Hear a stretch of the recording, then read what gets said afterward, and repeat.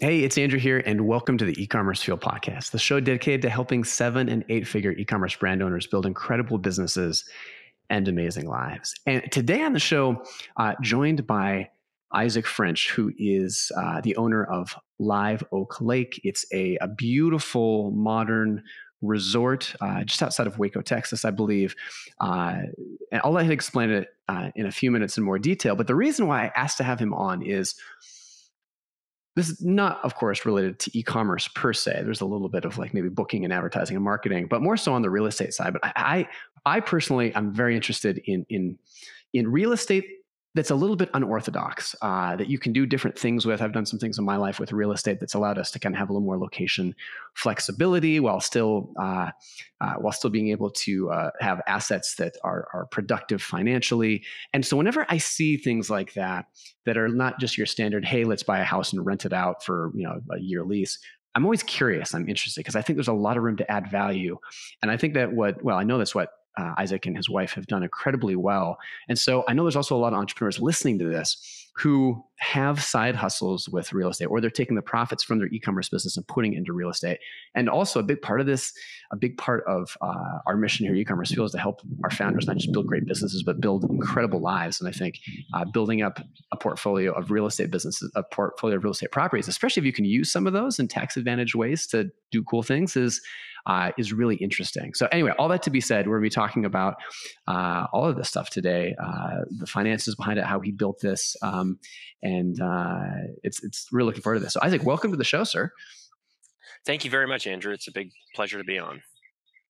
Yeah. And for those listening on the podcast versus watching the video, Isaac wins the award for most beautiful backdrop. He's like in this gorgeous, lush, there's trees, there's birds, there's not one sitting on his shoulder singing, but it sure sounds like it. So pretty bucolic, beautiful background. I'd love to start, for people who haven't been stalking you in preparation for this interview and researching, paint them a picture of what Live Oak Lake is. What is it? What can people expect to what's it like if you show up for a weekend there? Sure. So Live Oak Lake is a modern micro resort here in the heart of Texas.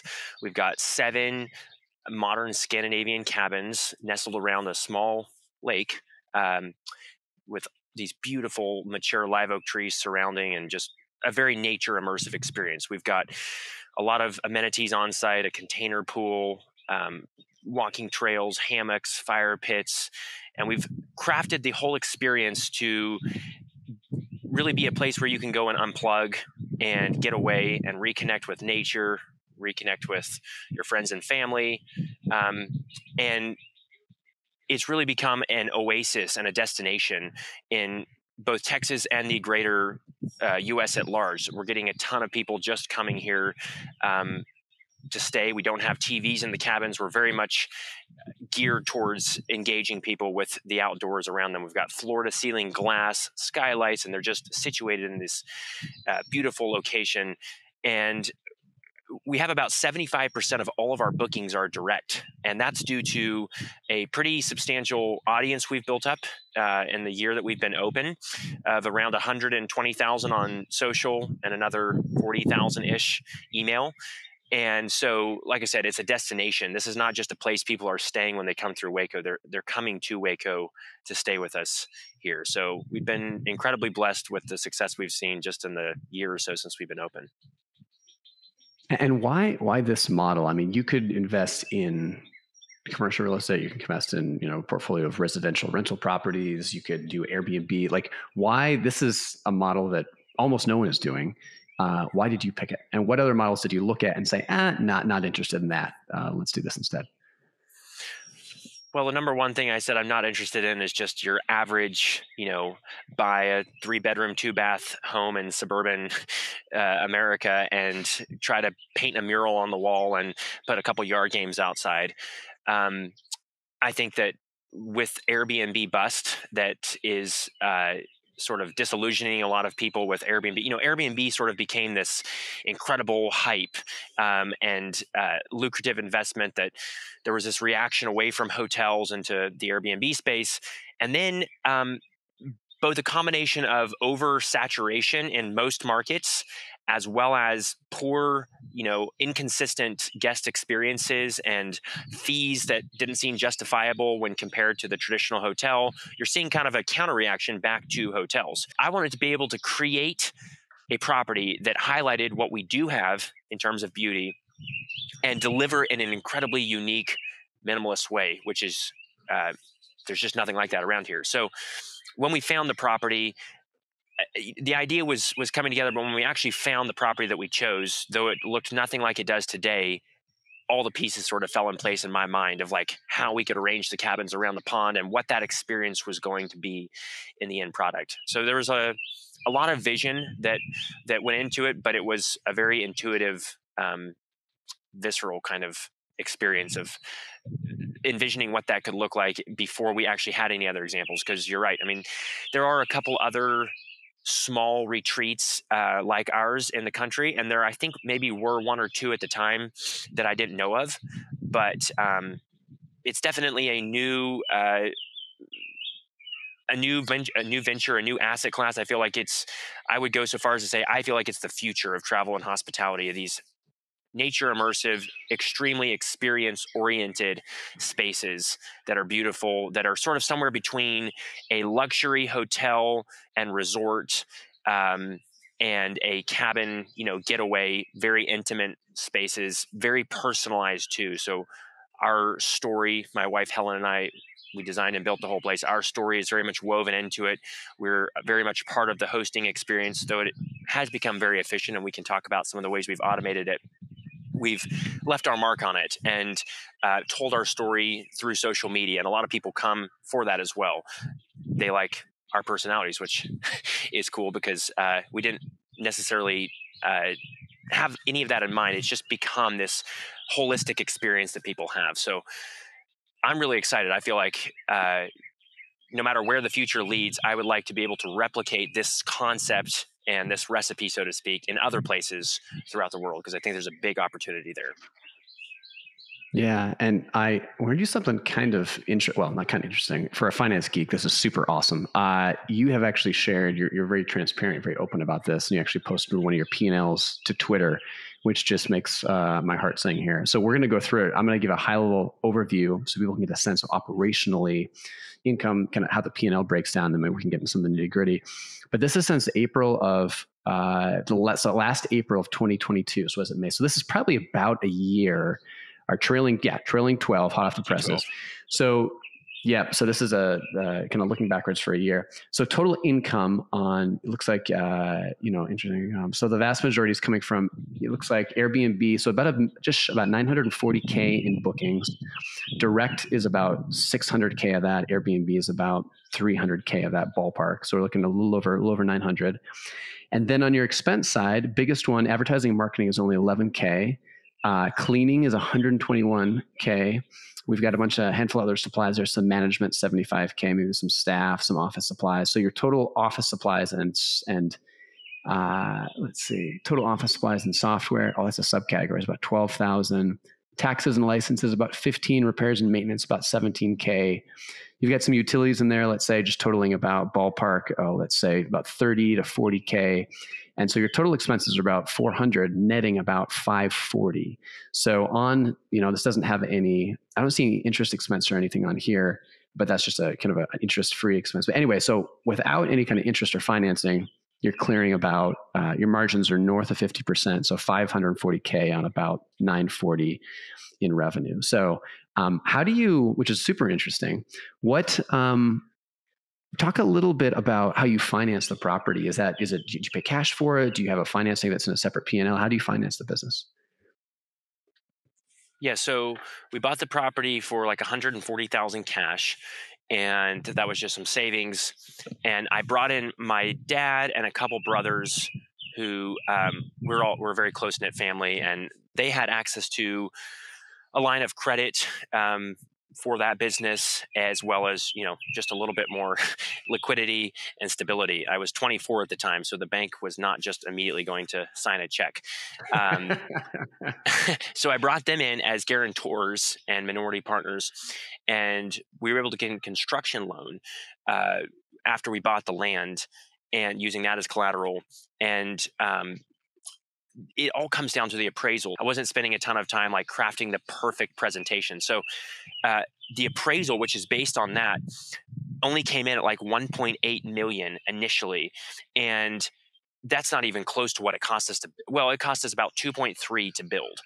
So then the bank will loan 80% of that appraised value. So the bank ended up loaning us like 1.5, 1.6 ish. And then that line of credit that we had through the business was incredibly valuable because we needed every bit of it to get across the finish line. We also went a bit over my initial budget, which I kind of knew was going to happen. And I just wasn't willing to compromise on certain details to create the property. The cool thing about all that, so 2.3 million all in, we built it in 9.5 months. And then just 4 months after we opened, so we didn't have a T12 at the time, I got it reappraised by the same appraiser, and it came in at like 3.3 million. And so then we were able to refinance, pull all of our line of credit, all of our cash, everything out, pay off the construction loan, plus about 400,000. So that was a pretty sweet deal, considering that was only 4 months after we'd opened, and 13-ish months since we had actually bought the property. So the big takeaway for me through all that was, though I'm not complaining, it was my family, and I'm glad they did well to give away some equity to them.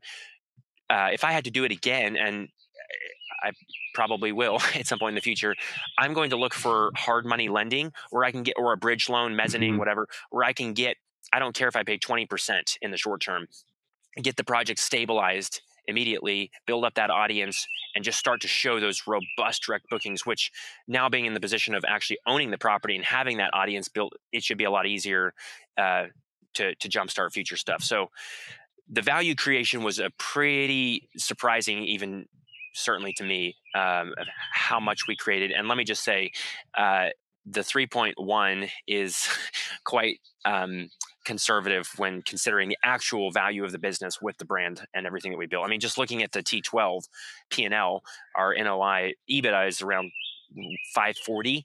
And let me just make one note on that too. So that's our T12.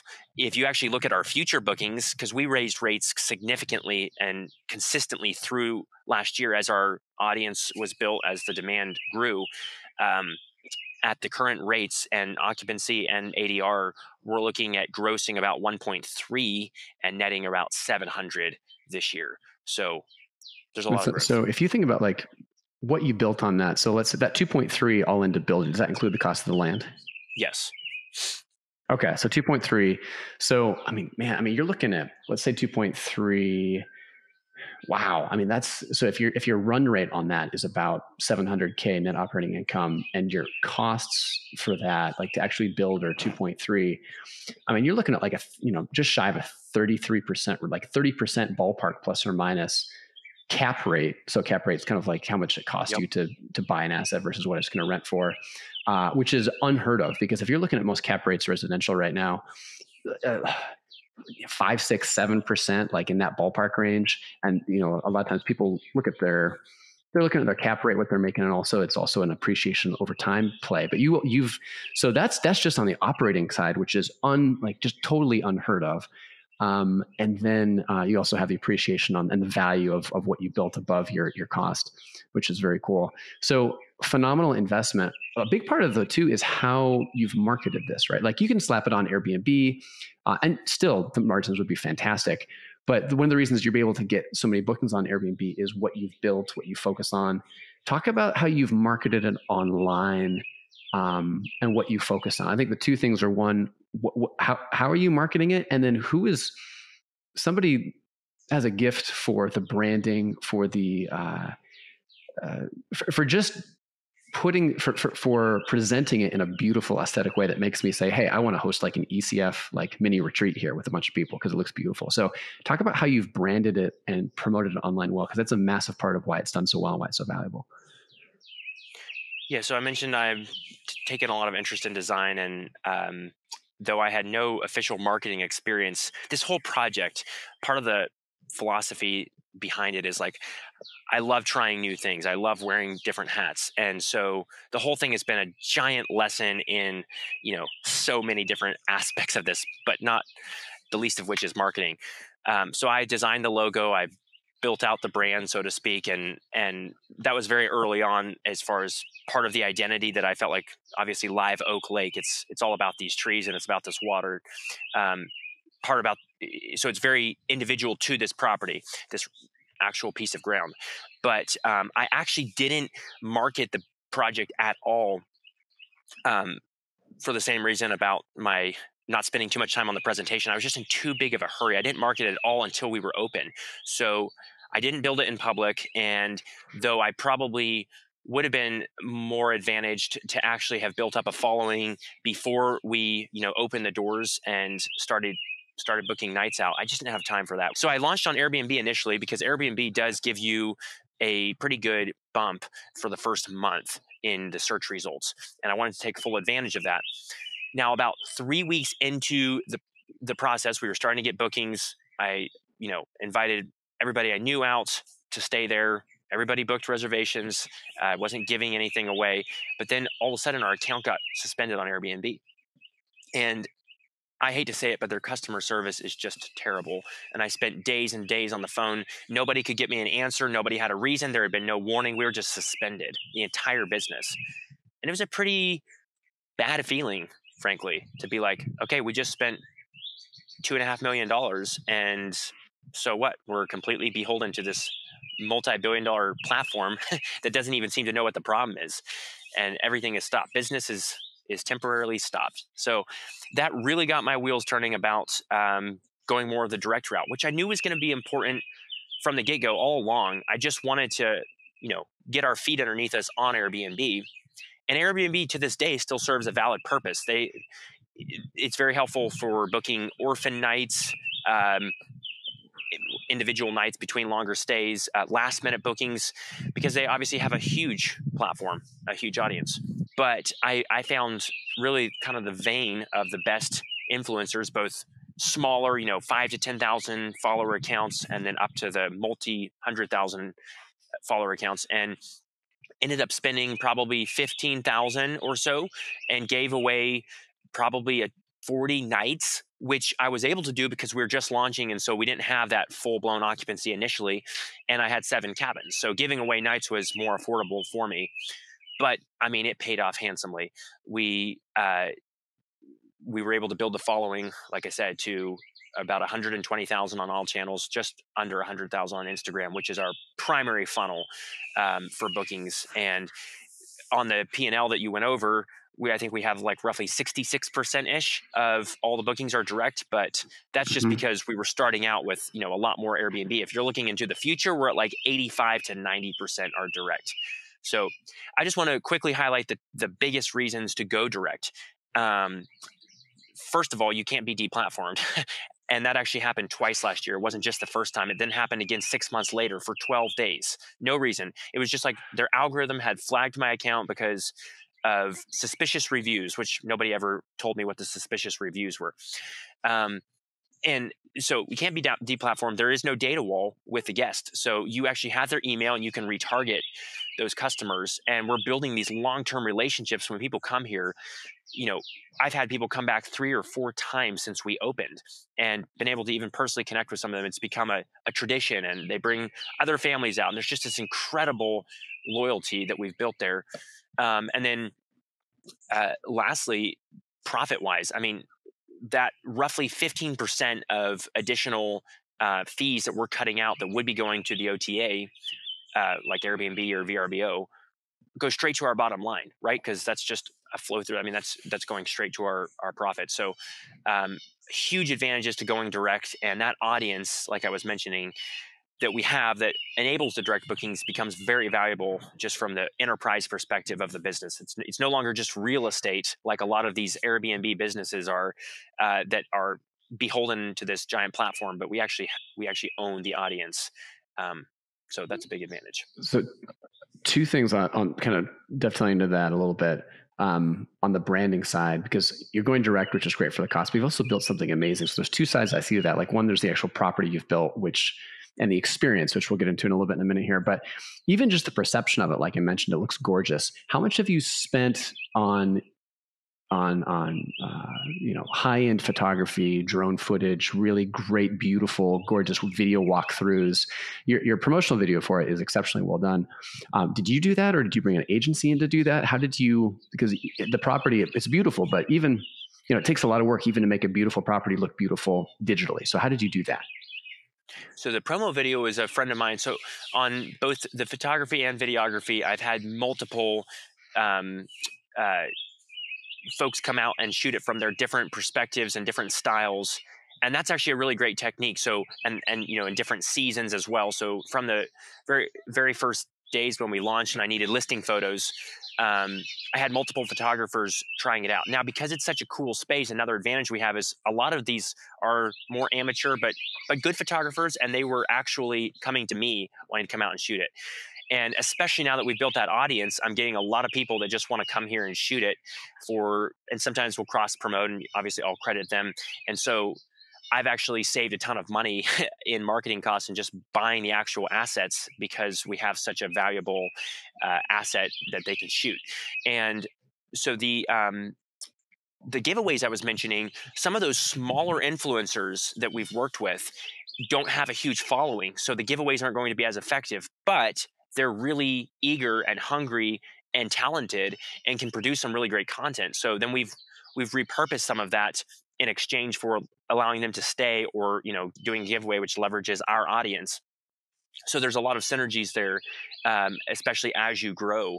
And one technique that I think is valuable, especially from the photography side, is I mentioned having multiple photographers shoot the property, and then we kind of choose one that we really like their color grading, their style, and we have them take the best of those photos and color grade them the same. So they look cohesive, but we have these different styles and different seasons that we've shot the property in. So there's a few things we've learned along the way. And the marketing now, as far as the social media goes, I've actually hired an agency. So I did the first 50,000 followers or so. I was doing everything myself, posting every other day. And at that point, that was early last year, photos were still popping off on Instagram. As everybody knows, that was rapidly shifting to videos and reels. And so I was doing some of the reels myself. I just was too busy to really do it well. So I brought in an agency that I've been watching for a long time that just specializes in like 2 or 3 properties like ours. And they come out 2-3 times a year, bulk shoot for like 3 days. So they see different seasons and then go home. They live in a different state and chop it up, edit it, stay on top of the algorithm, make changes, and then post consistently. And so we have the best chance of actually going viral. But another thing I learned just on the social media side is once you hit a certain point of followers, for us, it was around 60,000 on Instagram. It's almost like critical mass. And you don't just rely on going viral anymore, though we still do that occasionally, but you can't ever predict when that's going to be. But there's just this critical mass of enough people that are seeing your stuff and then tagging their friends and whatnot, and the platform itself just pushing some of your stuff that is just showing up in the feed of other users. And so we're growing sustainably. We're no longer having to spend money on these giveaways. So that's a really important strategy to launch with. And you always have to obviously post great content, add value to your subscribers, your followers. But it's pretty cool to actually see it sort of just snowball itself at this point. And I have heard from people who have been there. Actually, I have not, but I've heard through the grapevine that one of the pinnacle foundational elements of your success is pastries. And I want you to talk a little bit more about that. When I posted that P&L on Twitter, I got so many comments about it. I kind of did. What was the line item expense for pastries? Should we pull this back up? I think we should. Yeah, pull it up. I think it was like mid 4 figures. The only person I've ever met that has a pastry line on their P&L. It was like $5,000 or $6,000 for pastries for the whole year. Pastries. Oh, there we go. $5,400 for pastries. That's awesome. So tell us about this. That didn't even start until about July. So this year is going to be a lot more. So there's a local bakery, and going back to that whole personalization touch that we add, that's part of the experience on the property. So one of the things we do is we leave like a short handwritten note to every guest in an envelope with their name handwritten on it. And just little tiny touches like that make such a big difference in terms of that, building that loyalty and creating that experience. And then, so we leave the note alongside a little package of fresh, like couple hour old homemade cookies that are baked a couple minutes down the road from locally ground flour too. It's pretty cool. So the cleaners, Wow. part of the efficiency aspect of all this, you might think, oh, that's so inefficient. How much extra time does all that take? So the cleaners have access to the PMS. We can talk about that later if you want. It's kind of our hub of the automations and the property management. And so they see every reservation each day. And then the bakery also has access. So every day they know how many reservations we have, how many people are on each reservation, and then they package it. They bake the cookies each morning, package them up. The cleaners on their way to the property stop by, pick them up, and deliver them. So we never even have to get involved, and people love it. And it gives the bakery business too. So it's obviously a big a boon for them as well. So it's a win-win for everyone. And you got to find those kind of first impression personalized touches that are going to really set you apart. And really that's what it is with Live Oak Lake. I mean, it's just the accumulation of so many details that are working together cohesively that create this atmosphere, this vibe, this experience that really impacts people, and we hear about it. And so we don't have like some secret sauce to our success, except that everything we do has been carefully thought out and crafted together in these details, and people care. Yeah, well, I mean, even for people listening, if you're still listening and you're thinking like, hey, like this is real estate, I'm not going to go out and build my whole resort. Like what you're talking about is just building an amazing brand, right? Like incredible touch points across the entire process, from when you see it online to when you show up to when you come into your room and you see like amazing pastries and homemade cookies, to the note, to just like interacting with you and just the whole setting. I mean, you can take that, you're doing it in real life, but you can take that whole thing and bring that online digitally into how you market, your touch points, everything there. So I mean, what you're really good at, you're really a great brand builder that's disguised as a real estate developer, a creative real estate developer, right? Is what you're doing. So, which is really cool. Well, I appreciate that, because let me make one comment on that too. So another thing is like, I've been super transparent. I said I wasn't building in public just because I didn't have time. But since we launched, I mean, even on Twitter, I mean, I share my P&L. I've been incredibly transparent, even on the back end and like opening the hood for people. And people really appreciate there's always going to be this margin of pushback.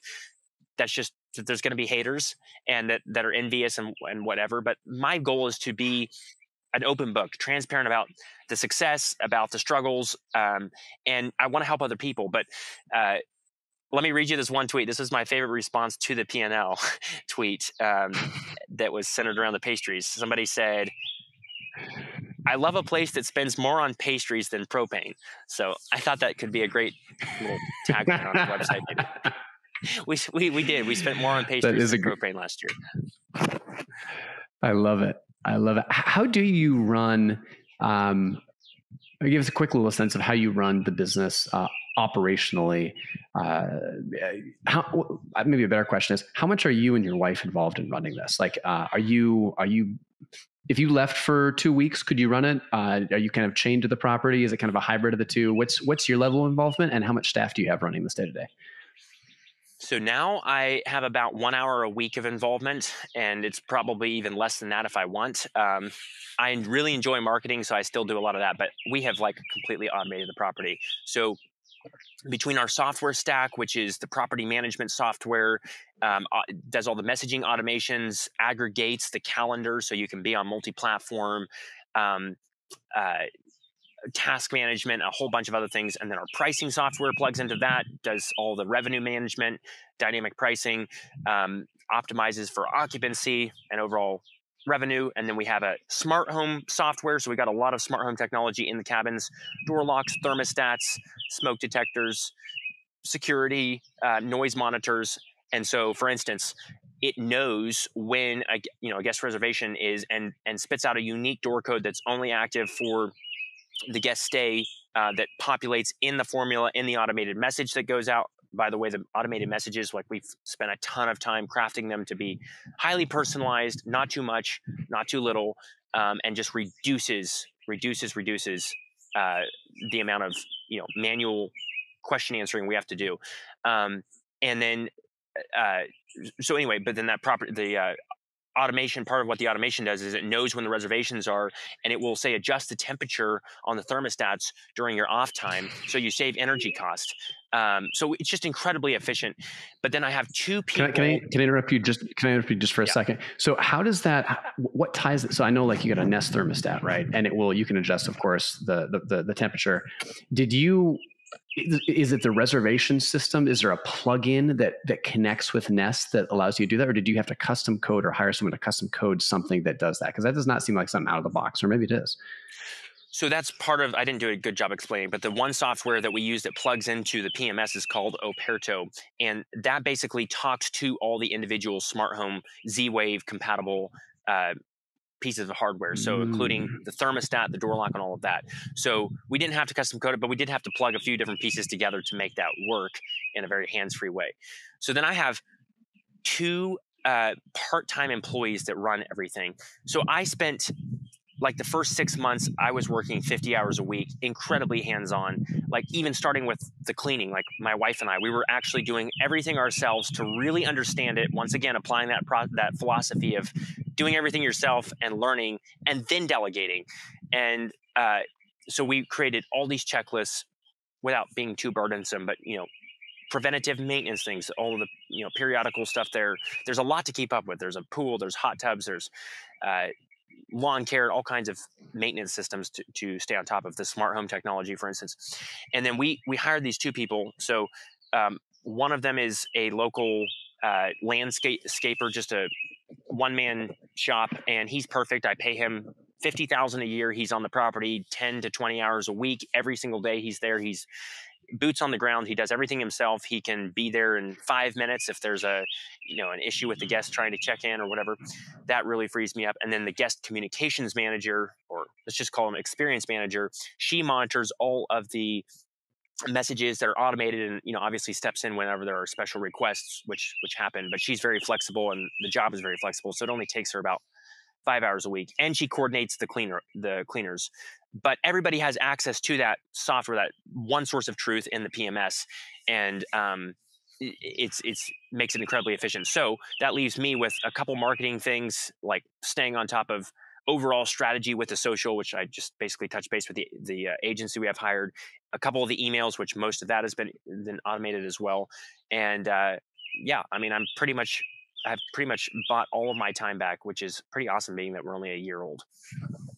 That's unbelievable. I still, man, I think just in technology in general, what a great time to run a business online, but also what a great time with all the smart home technology to run like a rental, or especially what you're doing, kind of a series of cabins in the woods. It's like Thoreau meets Steve Jobs. It's so cool. That's a great one. Yeah. How do you make? You're an artist. You love art, and I guess this answers it. You just automate a lot of your property. What kind of art do you do? And like, are you able to? You seem like a very driven entrepreneur. No one to be able to do what you've done in 12, 18 months would take someone who's very driven.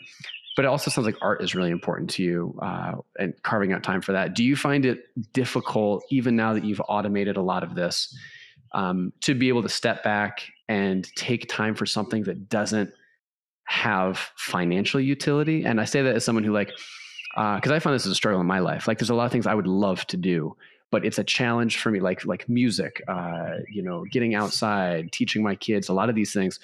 But there's always something you can do in your business, right? There's always a way you can streamline it or improve it or market it more. So are you pretty good as an artist about carving that time out, even when there's stuff on the business you could be optimizing? Well, the short answer is no. I'm never going to be good enough at that, because I am extremely driven, but I have been incredibly intentional, especially recently, in making time.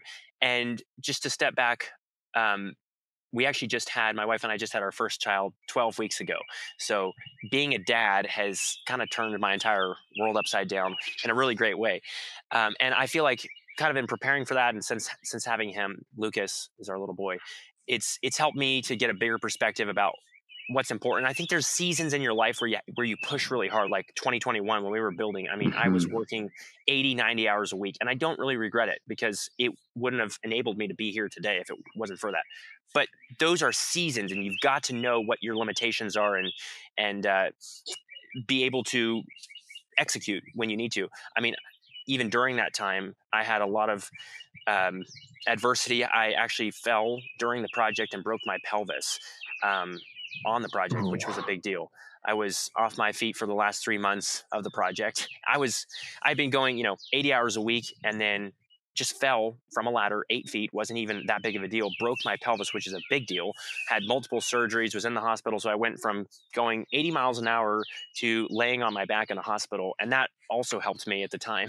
I really wouldn't take it back for what it did to me, but to step back and just understand what's important, including obviously first and foremost your family, your friends, but then the other things like art that you don't make time for otherwise, or music. I'm also a musician as well. So, uh, but since we opened, and I said we were very involved, I was very involved the first 6 months of operating the project.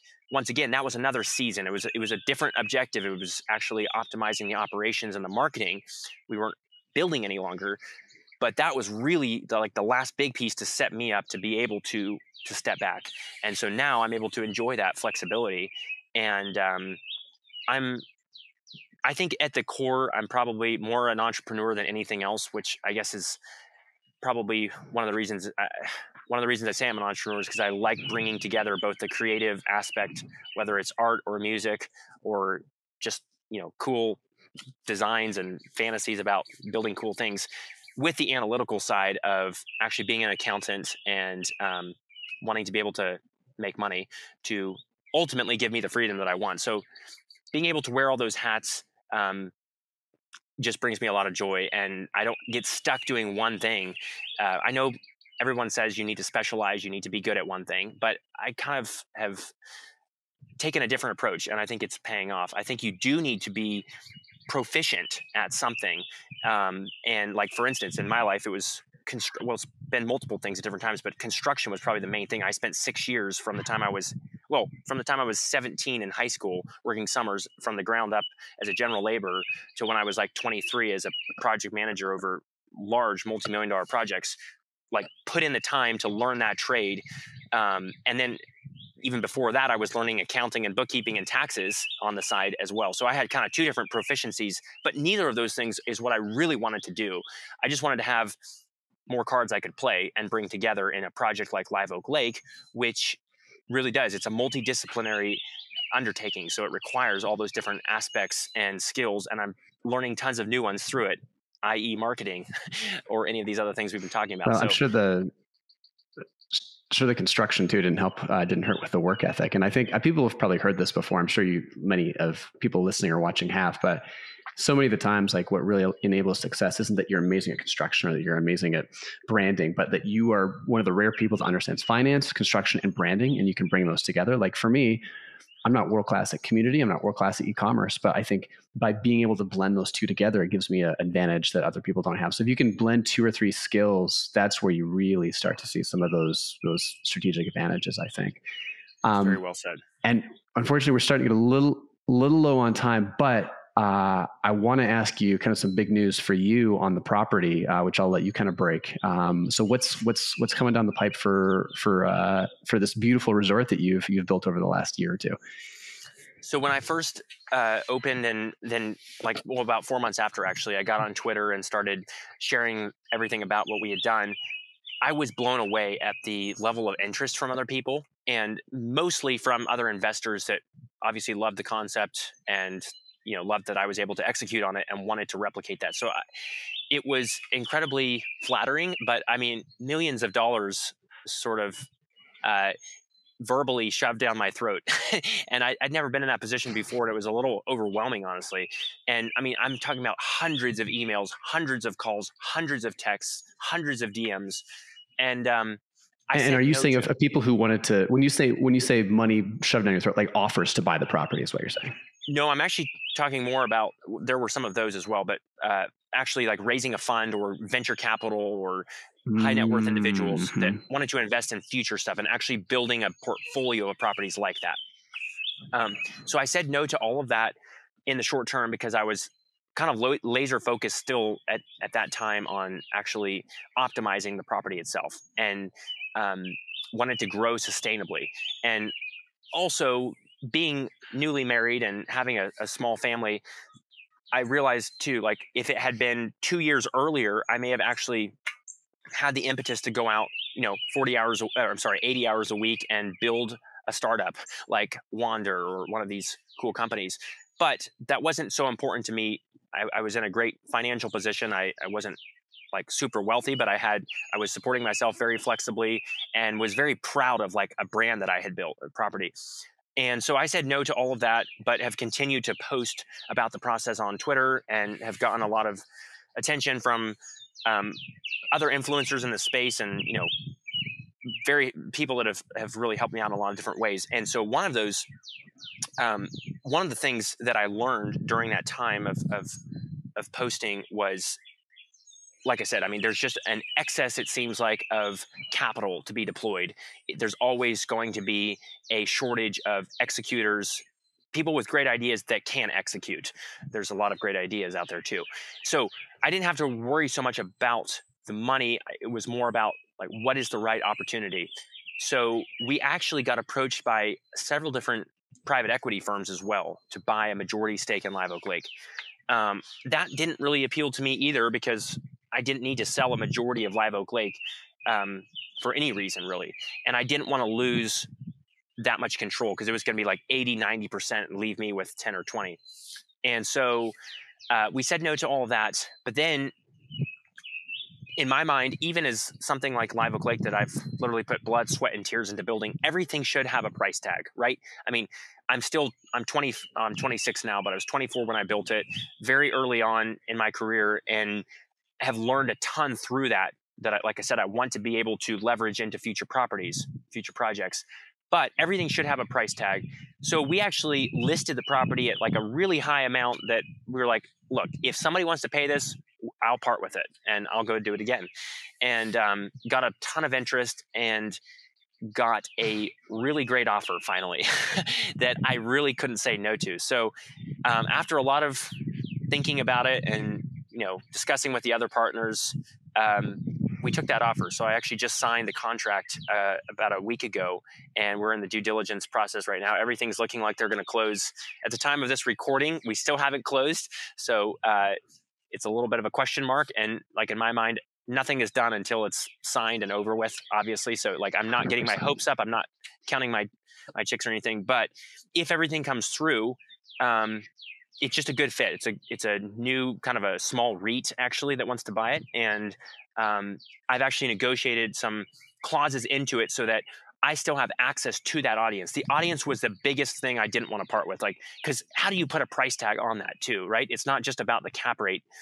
I know how hard that was to build, and though I theoretically can do it over again, it's a lot easier to maintain momentum than try to restart that. But personally, I've also built up a small following as well. So, and my name's out there. So starting other projects, I'll have a big advantage in that regard. But I put in a clause there where I'm going to have access to that for one big reason, which I'll also break some other news, which I haven't made public yet, which is that I am actually launching a course. So I've had a ton of interest from my followers since starting to share the whole process of, because I'm kind of one of the first that have actually done something like this, and probably the only one that's sharing as freely as I am about that.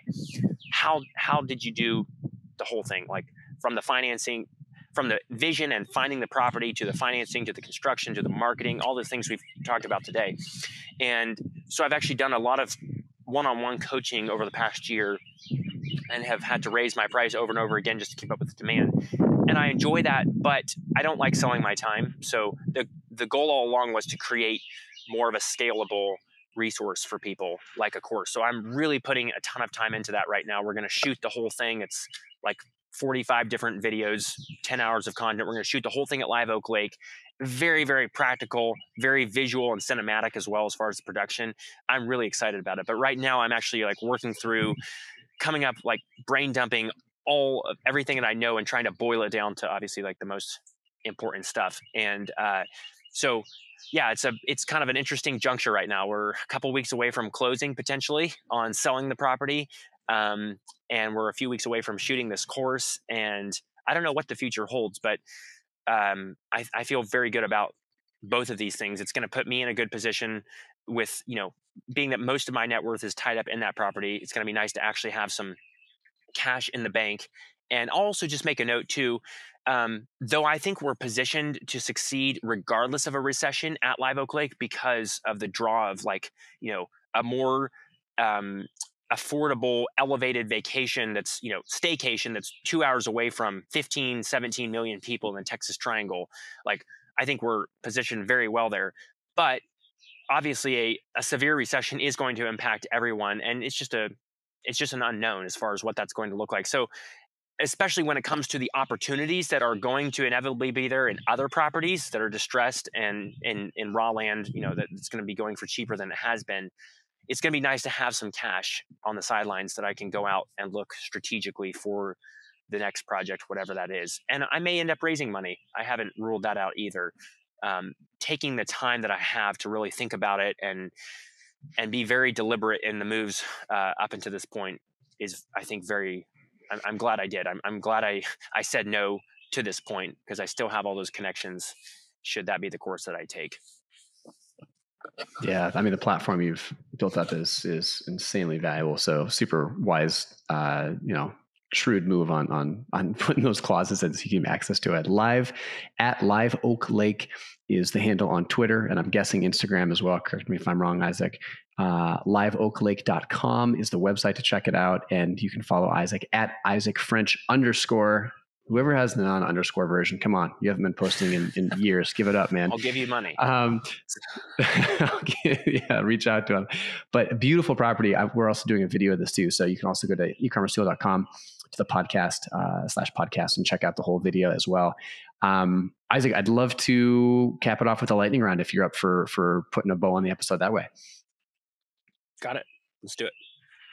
Great. All right. So just super fast, punchy answers. How would you describe the real estate market in 1 to 3 words right now? Testy, one word. In testy, Texas, that's a good word. That is a great. Yeah. In Texas, we're less testy, but everywhere else, everywhere else, testy. What's one of the fondest memories from your childhood? Going to really high-end custom homes that my grandfather built, including President Bush's ranch house and a lot of other really high-end homes here in Texas with him, and sort of learning his process. He was a perfectionist. He was an incredible person. Being able to ride along from the time I was 3 years old on some of these projects, and just shadowing him was amazing. That's cool. Obviously you live in Texas, I think outside of the Waco area. If you weren't living where you are now, where would you live? Probably Idaho, which is where most of my family lives. And I spent 10 years there in my childhood. Love Idaho. Interesting. Where in Idaho? I was born in Idaho Falls and grew up there. Okay. Up near Moscow. So kind of north central Idaho. Beautiful area. I also love Boise a lot too. It's a kind of a pretty nice sweet spot. It's obviously become pretty popular too. Got it. Yeah. It's a beautiful part of the country and the state. What's your favorite cabin or tiny house on your property, and why? Shadow Bend. It's right underneath these 2 300-year-old live oak trees, and kind of on a little peninsula right by the lake. And you wake up from your restful night of sleep upstairs, and you look up and there's a skylight right above your head, and you just see these amazing trees coming down, these branches that come down. It's just like pure Zen moment. Hardest part of your business? Taking my hands off of everything, because I'm a micromanager a little bit, and like such a perfectionist that it really has been hard, like delegating everything, but I think I've done pretty good. That is tough. How much money in the bank is enough? So you can answer this either in terms of actual, just like a liquid net worth, cash and securities or stocks in the bank, or you can say, if you want, you can say a guaranteed income for life, one of those two. And if you still have the chance to make more money, but if you knew you never were going to make any more money, and like maybe you're going to work for a nonprofit for $1 a year or something like that, how much would enough be in terms of either liquid assets or guaranteed income for life? Ooh, I've never thought about that. To me, like, so much about even that comes with making money is it's so fun, like actually being an entrepreneur. So that's a hard question to answer. If it was the right, probably like 10 million. I think that's probably about the right number. Nice. How many hours a week do you work right now? For Live Oak Lake, about 1 hour per week, and about 50 other hours on passion projects and art and other things I love. What's the best resort property apart from yours that you think of? And maybe along the lines of yours, maybe not, obviously you've got a pretty unique property, but not like the Hilton and such, which I guess is not your jam anyway. But let's say if you were going to go, if somebody said, "Hey, I'm going to put you up for a week at any property that's cool and interesting and unique and creative in the world," where would you want to go? Amangiri. Did you see my tweet a couple weeks ago? Mm-mm. Amangiri. Is this the one in the desert of Utah, yes, or whatever it is? Absolutely amazing. So we just went there, and it's ridiculously expensive. It's like $6,000 for one night. But I'm telling you, there's nothing as cool as that place that I've ever seen. I mean, it's just the most incredible desert setting, middle of nowhere, amazing architecture and design, incredible things to do. So that was amazing. Wow. So worth it. No regrets dropping the $6K per night on it. Not for one night. I learned way more than $6,000 worth of knowledge as like a hospitality entrepreneur, having built my own micro resort. I learned way more from the experience and how they did everything than the cost. Interesting. And I mean, that's a write-off right there. I mean, you were doing market research. Absolutely. You bet. And finally, last question. What's your number one hobby? And you can't say work or hospitality. At the moment, I just planted a 200 tree fruit orchard. So I'm quite the student there. I've got a lot to learn, but I really, really love designed and planted this orchard. It's got a kind of a small garden in the middle of it with a water feature and grapes and peaches and apples and plums. It's got like 16 different fruits. So besides art and music, which I've already mentioned multiple times, I'm really excited about this orchard. That's super cool. I love it. Well, Isaac, thank you. This has been really fun for me to learn, geek out on your process, the business side, the branding, how you've brought it all together so beautifully. And man, just congrats to you, your wife, and just the whole team for pulling it together. Again, liveoaklake.com. If you're in Texas, absolutely check it out for a beautiful stay. If not, it's still worth coming in for. It's amazing. At Live Oak Lake on Twitter and Instagram, and you can follow Isaac at _IsaacFrench_. So Isaac, had so much fun. Thank you for doing this, and congrats on the property and the pending sale, and most importantly, your new little one to the family. So this was a lot of fun, and hope I get to meet you in person sometime. Thank you very much, Andrew. It's been a pleasure, and I appreciate the time you've taken.